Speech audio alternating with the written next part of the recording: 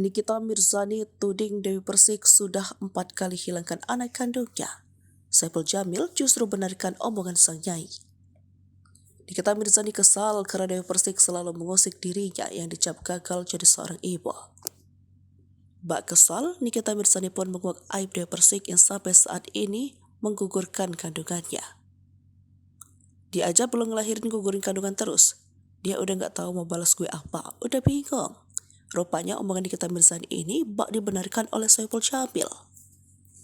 Saipul Jamil merasa bersyukur karena berita soal kelakuan Dewi Persik terungkap.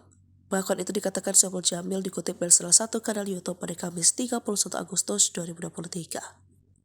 Alhamdulillah, tiba-tiba ada berita keguguran, ucap Saipul Jamil.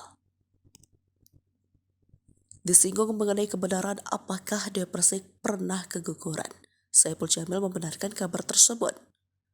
Saipul Jamil mengungkapkan bahwa mantan istrinya tersebut pernah mengalami 2 kali keguguran saat masih bersamanya.